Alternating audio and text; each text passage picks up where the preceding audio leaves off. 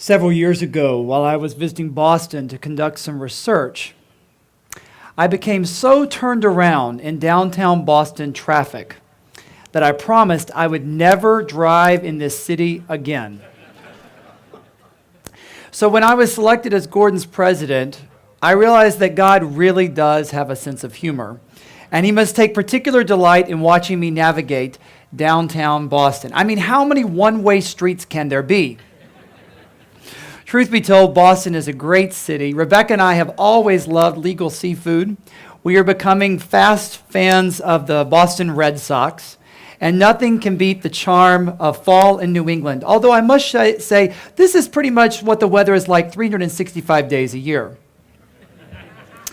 We're preparing ourselves for the snow, even the blizzards and the nor'easters. But why didn't anybody tell me about the earthquakes and the hurricanes? Of course, as an educator, I realize that Boston is a very special place. It's the global hub of higher education. Greater Boston is home to more institutions of higher learning per capita than any other city on the face of the planet. Boston proper has more college students per capita than any other city in the world. Indeed, this is a place where the world comes to study. It's interesting because I spent the last 8 years as a researcher, a faculty member, studying the lives of people who run our country, leaders in government, business, and nonprofit life. My research tries to look at how these senior leaders use the resources at their disposal to further human flourishing and to serve the common good. My very first interview was with Dr. Richard Mao, president of Fuller Theological Seminary, in 2003. And my very last interview was conducted 2 months ago with Harvard's president, Drew Faust. In between, I logged 400,000 miles traveling from Bar Harbor, Maine to Pearl Harbor, Hawaii. I interviewed presidents, titans of industry, celebrity icons, and chief executives of some of the nation's largest firms. And yet, as I began to analyze the data that I collected over the course of all those interviews, I was struck by the fact that over half of all these interviews took place on that short stretch of land along I-95 from Washington, D.C. to Boston. This is what we sociologists refer to as the power elite corridor. It's home to the political, financial, and intellectual capitals of the Western world.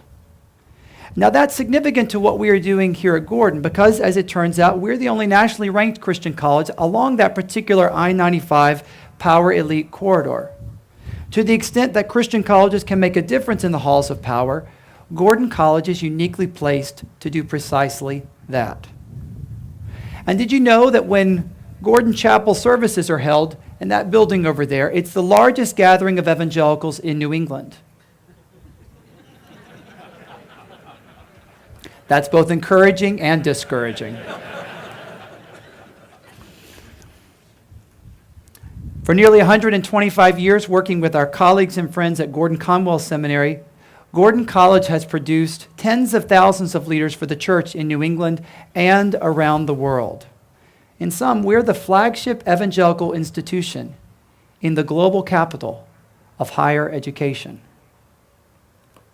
For many months, I have been studying Gordon College and listening to folks who are our students, our faculty, our staff, alumni, supporters, trustees, the people who love this institution. And over the course of those many months, I've concluded that Gordon College has been guided by a set of principles that direct the college's core activities. They represent our collective vocation, our raison d'etre, our reason for being. Going forward, I would like to propose that we refer to these as the Gordon Commission. They represent the mandates that we have been commissioned by God to meet, both individually and collectively. The Gordon Commission entails at least 3 key imperatives for the college. First, we exist to stretch the minds of talented young people and in so doing, to expand the intellectual horizons of global Christianity. Many churches talk about the importance of, quote, engaging the culture, as if they are on the leading edge of cultural change. Now, churches do many good things, but I have to say, on this particular matter of engaging the culture, they're not always the best equipped to do that. You see, it requires you to be in conversation with the currents of lots of different things, different disciplines, different areas of public life. Cultural engagement is not a buzzword at Gordon College. It's what we do day in and day out. It happens in our laboratories, in our classrooms, in the artist studio, and in chapel. It requires to have scholars who are knowledgeable about the latest scientific breakthroughs and the historical antecedents that brought us to this particular place. Cultural engagement demands a depth of understanding and a breadth of knowledge. And that's what a place like Gordon College can provide, not just for the church, but for the world as well. Take, for instance, Professor Marv Wilson's pioneering work in Jewish-Christian relations. That's become trendy in recent years, but Marv was doing that decades before the rest of the church was thinking about Christianity's rapprochement with Judaism. In terms of the church's work at cultural engagement, Gordon College has consistently been ahead of the curve for a long time. Indeed, in the important work of the Christian community's engagement with the world of ideas, we are at the tip of the spear. I have a friend who is a world-class scholar. He's amassed some of the best empirical research on American evangelicals and has built the world's leading set of indicators on youth culture.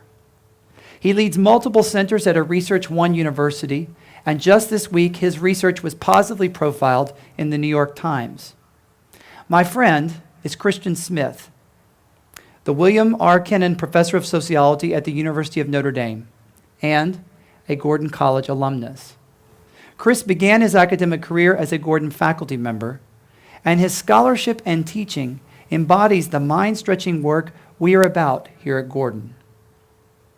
Gordon's commitment to intellectual inquiry and academic excellence is a distinguishing characteristic of the institution. Going forward, I want us to leverage that strength for us to be even more effective in the years ahead. There are lots of ways we could do that, but let me just offer a couple. One, I want us to multiply the number of student-faculty research collaborations occurring on campus. I know personally that the mentoring relationship that can form between a scholar and a student shapes both parties in tremendous ways. It's one of the most powerful forms of apprenticeship that we have in higher education because it transforms an education into a relationship. And at Christian institutions, it can be a model of discipleship, one existing between student and teacher. In my own research on the lives of the most powerful figures who lead our society, I learned that having a faculty mentor during the college years is a better predictor of long-term professional success. It's more significant than attending an Ivy League college or graduating with honors. That's significant because it points out how a school like Gordon, where there's a close relationship between our faculty and our students, can shape the lives of young people toward greatness. Another way I hope that we can stretch the mind relates to study abroad programs. I especially hope we can do more to significantly engage the Pacific Rim and Asia. College is a time to explore big questions and pursue worthy dreams. And time abroad can be transformative in the lives of college students, both spiritually and intellectually. So I want us to do more of that going forward. The second imperative of the Gordon Commission is to deepen the faith. In a day and age when many colleges, some of whom also share our faith commitments, they're lessening their commitment to biblical and theological literacy among their students. Gordon has just added a very innovative class on theology to its core curriculum. In an era when schools are diminishing their support for campus chapel programs, I'm pleased to say that Gordon has devoted considerable resources to connecting the big question of what makes for a good life to the person of Jesus Christ. Gordon is also unusual in that following Christ has never been relegated to only intellectual assent or pietistic devotion. A.J. Gordon himself once wrote of the importance of connecting service to Christian devotion, saying, "If we fully serve the Lord, the majority of the good that we do happens in such a way that we are unaware of it happening. Service overflows from us." Social justice, evangelism, and worship have always been closely connected at the institution that bears Gordon's name. And we are committed to all three at Gordon today. This is part of the wonderful heritage that I inherit from former Gordon presidents Harold Ockenga and two men who have become dear friends and wonderful colleagues and mentors to me, Dick Gross and Judd Carlberg. In fact, would you please join me in thanking them for their leadership legacy at Gordon?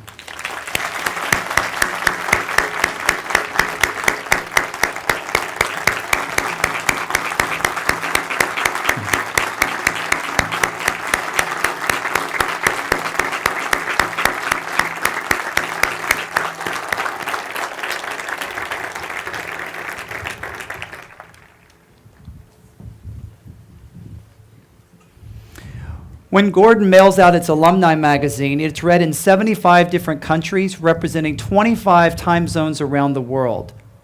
Quite literally, over 20,000 Gordon alumni are serving God around the globe in their respective vocations. Members of the Gordon community have developed malaria diagnostic tests that are being used in Africa and throughout the developing world. Our graduates are doing good in places like Burkina Faso and Sri Lanka, compelled by their Christian commitments and the world's great needs. Jennifer Jokanovic is one of them. She and her husband Dano, along with some other friends, founded Karasimbi Business Partners, the first and only management consultancy of its kind in Rwanda. They work with medium-sized companies to alleviate poverty and improve communities on the other side of the world. Jennifer's passion for serving the world was ignited during her time here as a Gordon undergraduate. When I asked her about this calling to going halfway around the world, she said to me, "The love of Christ compels us to use our best where the need is greatest. And that's what's taking us to Africa." In the days ahead, we're going to seek to instill that same sense of Christian commitment among our students. We want an education that anchors them in Christian truth and in relevant scholarship. We want both the truth and relevance because we think that's fundamental to propel our students to finding innovative ways to serve the wider world. The Gordon Commission entails stretching the mind, deepening the faith, and third, elevating the contribution. By this I mean three things. Gordon has historically elevated the contribution it makes to its students. We're blessed. We recruit bright and talented high school students who come and spend 4 years of their lives with us. And consistently, we have been able to help them become better contributors to the common good after their 4 years with us. This is the value added that we give in a Gordon education, taking students who are great and helping them become even better. But we can do more in this regard, and going forward, we will. Second, we need to elevate the contribution the Gordon community is making in different parts of our public life. We need to elevate the way in which Gordon is making a difference on the North Shore, in Greater Boston, and in American higher education. Elevate the contribution that our students make to the 300,000 other college students that are in this area undertaking their own education. I want us to elevate the contribution that our faculty make to their own scholarly guilds. Going forward, each in our own way, I hope we will elevate the contribution we are making, not just to the work we're doing here, but also for the common good. And third, this elevation of our contribution has to also apply to Gordon as an institution. I want us to elevate the role that Gordon plays in shaping the intellectual tradition and the horizons of global Christianity, and to bringing a sense of what the Bible calls shalom to the area around us. We happen to believe that the teaching of Jesus invigorates and advances truth and beauty in such a way that everyone benefits. After all, it was Christians who invented the very model of the liberal arts education. So we have a lot to offer, and we remember that from those to whom much is given, much is expected. We're uniquely positioned to be a leavening influence in Boston and in higher education. Going forward, I want us to do that better and more consistently. I fear that some of us have convinced ourselves that New England modesty and propriety inhibits us from being bold and daring. As a result, we have tried to get by with limited resources and with scaled back plans. But I'm convinced that good enough never is. Going forward, if Gordon has been doing X, I want us to be doing X squared. We're already making a huge difference through some of our community engagement in the nearby city of Lynn, for example, and through managing Old Town Hall in historic Salem, Massachusetts. We're the institutional home for Christians in the visual arts, and in May, we will host the next gathering of the Christians in political science. But we can do so much more, and we will. If we want to inspire the next generation, we have to articulate a vision for serving not just our own interest, but also the interest of others. So to elevate our contribution, to really make a difference in the world, we have to ask ourselves a tough question. How can Gordon support and encourage the good efforts of those around us? How can we support and encourage them so that their efforts might be better aligned with the purposes of God and with the flourishing of our world? This wider vision of Christian service is embodied quite well in the life of George Bennett, a man I had the privilege of interviewing 7 years ago. Those of you from Boston instantly recognize the Bennett name. Not only was he the treasurer of the Harvard Corporation, manager of the nation's largest endowment, but he also managed one of the very first mutual funds in our country. He's a deeply committed Christian who just turned 100. And he spent a lifetime integrating his faith into all walks of life, not as an apology, but as an asset. He's also been a very generous supporter of Gordon and Gordon Conwell. And over the years, his son Peter has chaired our board for many years, and now his granddaughter, Lisa Bennett Faulkner, serves as one of our trustees. The Bennetts have shown us how we as Christ followers can elevate the contribution that we make to the world around us. My dear friend and mentor George Gallup read from Jeremiah 29. In it, we're admonished to, quote, "Seek the peace and prosperity of the city to which you have been carried. Pray to the Lord for it, because if it prospers, you too will prosper." The Bennetts have been doing that for nearly a century, and our college stands on their shoulders and that of others like them as it embraces the Gordon Commission going forward. Thomas Merton once wrote, "You are made in the image of what you desire." Stretching the mind, deepening the faith, elevating the contribution. That's our calling. That's our desire. I pledge to do everything in my power to guide and equip the next generation of Christian leaders with a framework of faithfulness as they try to influence cultures around the world, not for their own interest, but for the interest of others. I hope you will join me in that effort. You see, the Gordon Commission, it's a communal endeavor. It's not a strategic plan, and it's certainly not a marketing gimmick. It's the process of weaving together our individual contributions to a larger goal of meeting the needs of those around us. It's how our individual stories relate to the larger collective mission. I first came to love Gordon College through its people. And not just any people, but through three particular people: Christian Smith, Jennifer Jakanovich, and George Bennett.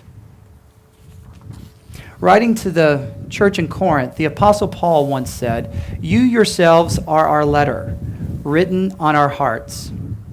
Taking up Paul's metaphor, these three individuals represented the essence of Gordon College to me. They were Gordon's first letter to me. The scholarship of Christian Smith has stretched my own thinking. The witness of Jennifer Jakanovich has deepened my own faith. And the example of George Bennett has compelled me to elevate the contribution I seek to make in the lives of those around me. They drew me to Gordon, even as I hope to be able to draw more folks to this fine place. May we be an institution that does this and so much more in the lives of our students and in our community. This, I contend, is our noble aspiration in fulfilling the Gordon Commission, because this is what it means to provide faithful leadership for the common good.